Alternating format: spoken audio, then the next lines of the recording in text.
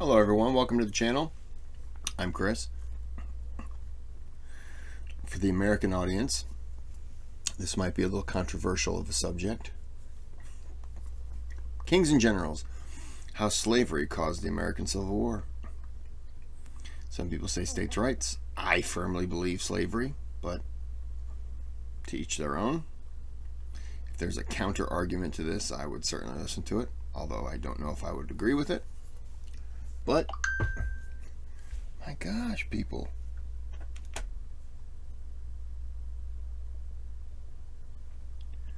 Okay, video. The American Civil War was one of the bloodiest, complex, and arguably one of the most important wars in all of United States history. The face-off between the North and South would be a divine test for the young nation, and this war would shed the blood of hundreds of thousands of young men. But why did it happen? Without further ado, let's dive into the American Civil War. It's difficult to live our best online lives securely without a VPN, and the sponsor of this video, NordVPN, is indispensable for the modern internet user. And by states had declared independence. During the American Revolution, two parties rivaled one another, the Federalists and the Democratic Republicans. The Federalists believed in a strong central federal government, whereas the Democratic Republicans believed in strong state governments. This political dispute was a roaring debate at the time of the American Revolution, along with slavery. Alexander Hamilton led the Federalists, and Thomas Jefferson led the Democratic Republicans.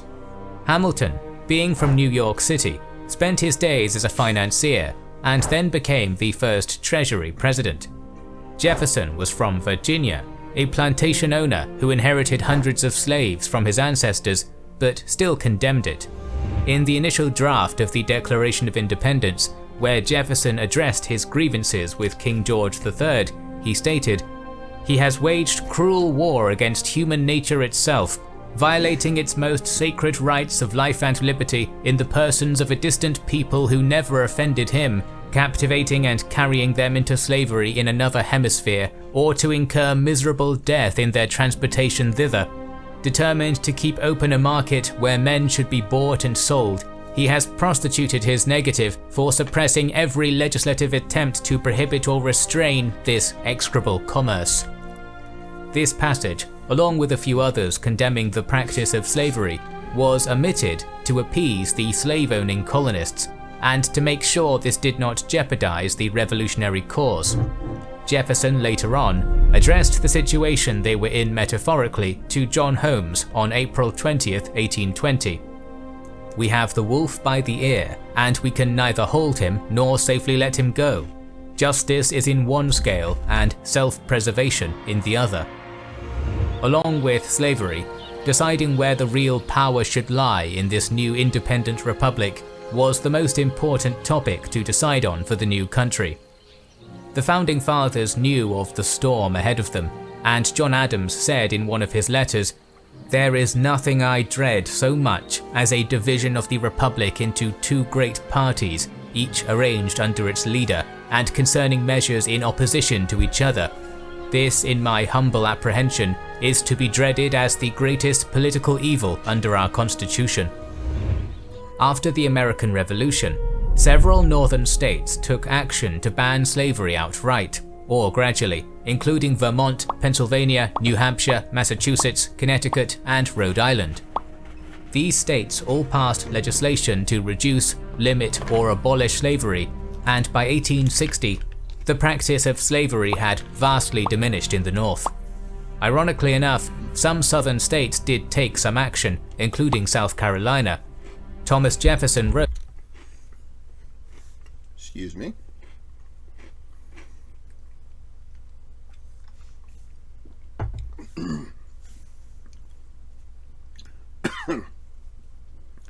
Slavery in New York was still abundant. Maryland, there were still slaves in the North. I think 10,000 in New York. So it's not like it was completely gone. In those states, maybe, yeah, it was gone. But there were still northern states that had them. So I don't want to make it seem like the North was completely without. To the future governor of South Carolina, praising him for the state's actions on the banning of importation of slaves in 1787, so there was some sort of common ground at the time. Even though the importation continued to be banned, the South saw its slavery numbers explode over the next 75 years. This slave debate continued with the western expansion of the United States, particularly with the Northwest Ordinance of 1787, which prohibited slavery in any newly acquired territories that would then become states.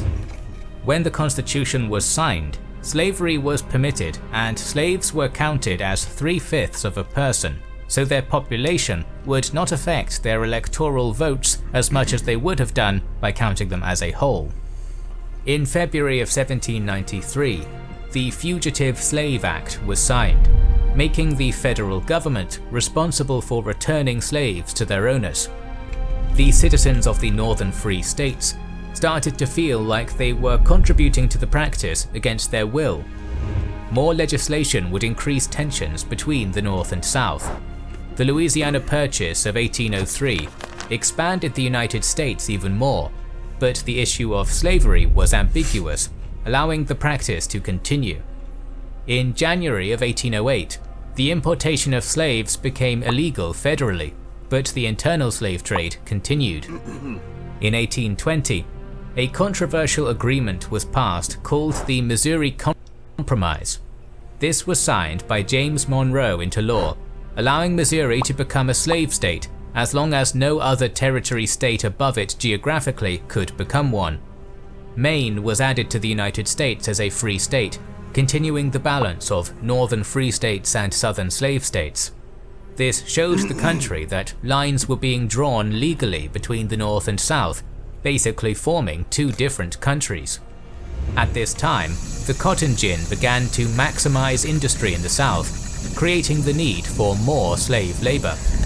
The North began to implement protective tariffs that would help the manufacturing business owners more by taxing the South for imported and exported foreign goods, and it was a direct hit on its economy.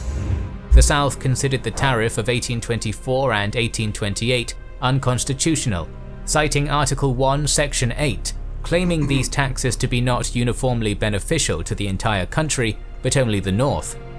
This is the fundamental reason why the Southerners viewed this war as the Southern War for Independence, or the War of Northern Aggression. This tariff was looked at as a protection of American industry by the North, but it was at the expense of the agricultural Southerner, both plantation owners and the consumer alike. The consumer would pay a hidden tax to afford such goods, and the plantation owner would have to pay more for those imported goods and for the ability to export. This system enraged the South, and would escalate in what was called the Nullification Crisis during the Andrew Jackson administration. Although a Southerner from Tennessee, Jackson was in favor of these tariffs because he was one of the few presidents that paid off the national debt to the bank. This was one of his proudest accomplishments as president, and he viewed any rebellion against these tariffs as treason. And he threatened to go after South Carolina, and he threatened to hang every man, woman, child, and pet from every available branch, and then like burn the ground or replace it with loyal citizens. And he meant it. If you know anything about Jackson, the man loved to murder people. I mean, And being the ex-general that he was, Jackson was eager to hang anyone who rebelled against the federal government. Yep.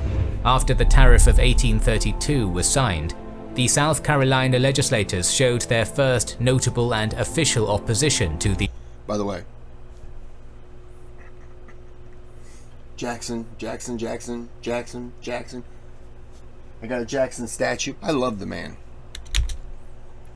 The federal government by adopting the Ordinance of Nullification, making these tariffs null and void in their state.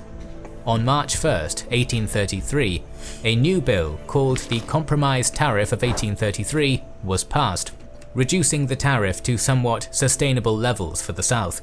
But the nullification of federal law continued to be hotly debated. With the tariff situation at bay, the focus became the moral practice of slavery.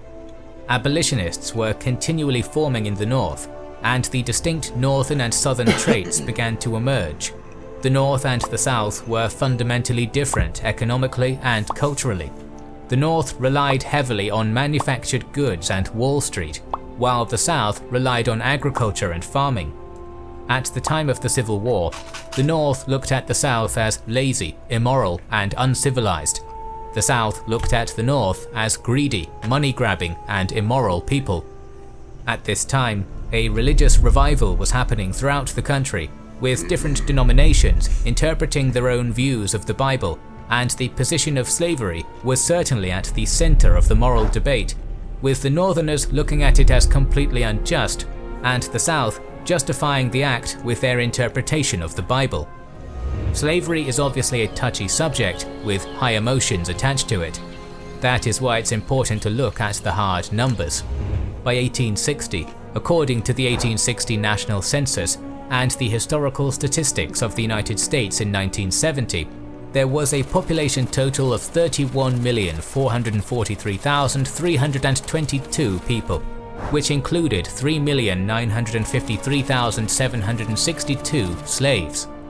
In the South, there were a total of 12,240,293 people. Of these 12 million people, there were 393,397 slave owners, comprising 3% of the population. Richer aristocratic white slave owners made up a majority of this 3%, and they did have lots of power in the respective legislatures. Although slavery was central to the Southern economy, the average white Southerner was poor and lived off the land and didn't own any slaves. Additionally, according to the 1860s,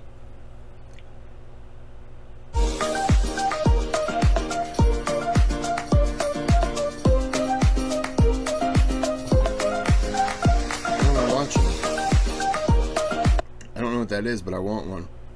According to the 1860 census, the native nations of Choctaw, Cherokee, Creeks, and Chickasaw owned slaves. The Cherokee owned the most, with 2,504 slaves. Because of this, it would be natural for them to fight for their own interests, whether it was preserving their sovereignty or their own practices of slavery, so most of these nations sided with the Confederacy, while others supported the Union. When the Mexican-American War was ended by the signing of the Treaty of Guadalupe Hidalgo, the United States gained even more territory, fueling the debate of pro- and anti-slavery states. In 1850, another piece of legislation passed, called the Compromise of 1850, allowing California to be admitted as a free state. But the Fugitive Slave Act of 1850 was signed, making it necessary for state government officials to help the federal government turn in runaway slaves. This once again made the North feel responsible for helping the trade prosper in the South. I just want to say about this. A lot of times I hear it's about states' rights. States' rights. Okay. But with the Fugitive Slave Act, if a slave from the South went north, the South said, he's our property, you got to give him back. But the North, maybe if he went to a free state, says he's a runaway, he's free now. He can our law says he can be a free colored person here and live amongst us. Although it was still a racist nation, they didn't really want him to live close to us. He can live here though. So if it was about states' rights, why would the Southern state right have more sway against the Northern state? If the South says you got to give us our slaves back, and the North says if they run here, they're free. So it's about, to me, it was about states' rights only if it benefited them. But there's more to it than that. But that's one thing that always. In 1851, a notable book was written by an abolitionist named Harriet Beecher Stowe called Uncle Tom's Cabin. This book described the lives of slaves and changed the hearts of many about slavery if they were on the fence. This was a crucial turning point in the moral insight and revelation that everyday people had. Uncle Tom's Cabin would bring the issue of slavery to the front lines of politics. I also think Uncle Tom's Cabin might have been the worst example of a slave owner. But in the minds of the people who read it, that was every slave owner. And so it did a lot of injustice towards others. But I mean, owning slaves was never good. But, and we can say that now, but back then it was debatable. But I think it was a shock, because people in the North or overseas, everywhere, read that and thought that that 300,000 slave owners, they were all doing that, and they weren't. You know, they certainly kept people in line, but they weren't doing that. Especially with the new state of Kansas that was at the center of this debate. The question lay in whether or not this would become a slave or a free state. The Kansas-Nebraska Act was signed in 1854, creating these new states, but the fate of slavery in them would be decided by the voters themselves, known as popular sovereignty. Burning Kansas. Both sides would persuade people to move to Kansas to increase their votes. This resulted in two different factions and even legislatures.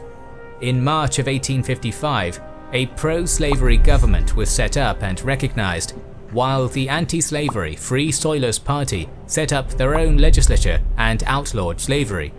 Tensions rose incredibly and violence broke out on May 21, 1856. In Lawrence, Kansas, pro-slavery forces attacked an anti-slavery settlement. Ongoing violence would continue, led by John Brown with a retaliating attack at Pottawatomie Creek on these pro-slavery forces. This skirmish would be the prelude to the Civil War emerging in the next few years and would be known as Bleeding Kansas. The next event that cemented this divide was the case of Dred Scott of 1857. Dred Scott was an enslaved black man looking for a path to citizenship for him and his family, only to be turned down by a majority Southern Democrat Supreme Court. This case would solidify the fact that no black man, free or slave, would be considered a citizen of the United States of America. This would... I apologize for stopping. I haven't been able to meet her yet, but Dred Scott's great-great-great-great-granddaughter, or whatever, 3 greats or 5 greats, I don't remember. I forgot her name, but she's been to the area and done speeches. I believe she currently lives in Missouri, and she goes around and she shares family history and stuff like that, and I wasn't able to attend one of them, but just brought it up because, you know, of seeing him. Be pivotal in the view of the status of all black men in America. A year later, Abraham Lincoln emerged on the scene as a star in politics. Unlike most of the Southern politicians who belonged to the Democratic Party, Lincoln was a member of the New Republican Party, also called the Grand Old Party, which was formed in 1854 by the former members of the Whig Party, who opposed the expansion of slavery in newly created states or territories. A lot of people say Lincoln was going to squash out slavery. He never said that. He was opposed to the spreading of slavery to other states. That was his point. He was extremely vocal about his anti-slavery views. And to be fair, he was also extremely racist for the time, as most white people were in that time period. He was what we would consider a racist. Just to be fair. particularly in the expansion of it. In the Senate race for Illinois, Lincoln faced off against Stephen Douglas, losing the election but gaining national prominence. The Southerners began to see that if Lincoln could gain the office of president, a whole new strategy must be implemented. Although he did not want to see slavery expand, he was not necessarily looking to go to war over it, let alone emancipate those enslaved. About 1 year later, in October of 1859, John Brown was on the national scene again. Becoming one of the well-known abolitionists of the time due to his actions in Kansas, and also a friend of Frederick Douglass, a prominent and arguably the most notable black abolitionist, he formed a slave rebellion against the army arsenal at Harper's Ferry. And Frederick Douglass told him not to do it. Don't do it, you'll get yourself killed. Virginia. Frederick Douglass warned Brown that pacifism would be a more sensible point of action, but Brown did not listen. He led a rebellious attack on the federal forces, but ended up executed for it. John Brown's rebellion would be known to some as the first shot in the Civil War, but would be... Are you driving way less than you used to? I'm not driving at all. Do you have a clean driving record? Whoa. Are you over 25? What's with the questions? questions? Do you not have a DUI? Hey! Then you're likely paying too much for car insurance. Stop with all the questions, lady. It's personal. But would be remembered by all. Douglass would say that John Brown started the war to end slavery. The tipping point for the South was the election of 1860, where all of the conflicts in the previous decades came to a head when Abraham Lincoln was elected 16th President of the United States. Lincoln was opposed to the expansion of slavery, as we covered before, but did not seek to eliminate slavery in the states where it was currently practiced. Exactly. Lincoln felt as if he had no constitutional authority to do so, and he did not want to see it continue to expand into the new territories.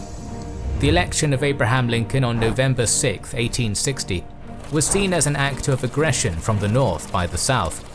Lincoln wasn't even on the ballot in most of the slave states, so Southerners were outraged when Lincoln won 180 out of 303 Electoral College votes. Aside from his views on slavery, Lincoln favored tariffs as well, so the 1820s and the early 1830s had the potential to repeat itself economically. South Carolina held the first secession convention on December 17, 1860, and 3 days later seceded from the Union. On December 22nd, Lincoln wrote a letter to the soon-to-be Vice President of the Confederacy, Alexander Stephens, which stated, "Do the people of the South really entertain fears that Republican administration would, directly or indirectly, interfere with their slaves or with them about their slaves? If they do, I wish to assure you, as once a friend and still, I hope, not an enemy, that there is no cause for such fears. The South would be in no more danger in this respect than it was in the days of Washington. I suppose, however, this does not meet the case. You think slavery is right and ought to be extended, while we think it is wrong and ought to be restricted.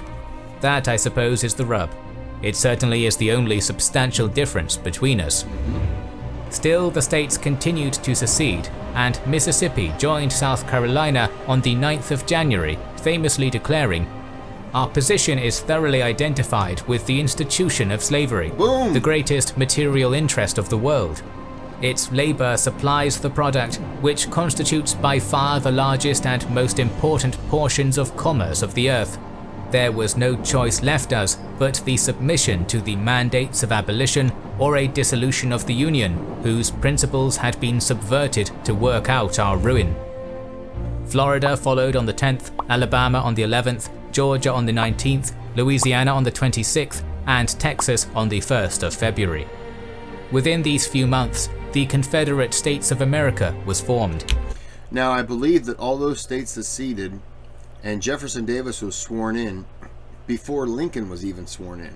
They seceded before he was even sworn in as president.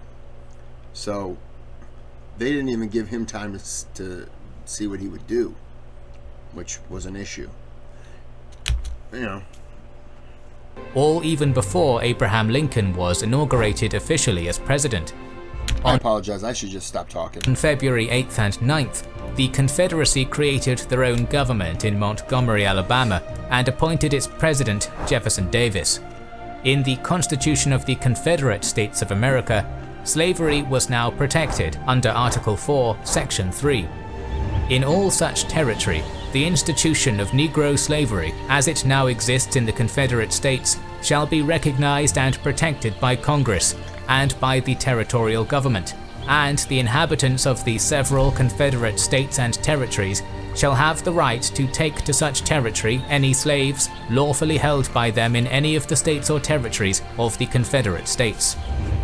On March 2, 1861, in his last days as president before Lincoln took power, James Buchanan signed into law the Morrill Tariff, doubling the taxes, particularly on the South, from 15% to 37%, with increases up to 47% in the next few years.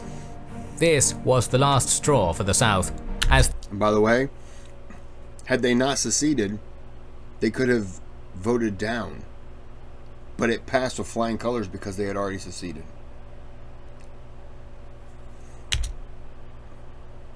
they started to organize with the approaching new tariff-friendly Union president on deck.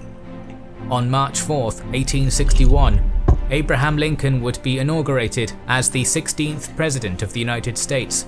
In this speech, he once again declares his duties to preserve the Union and collect these duties or tariffs on the South by doing whatever is necessary if forced upon.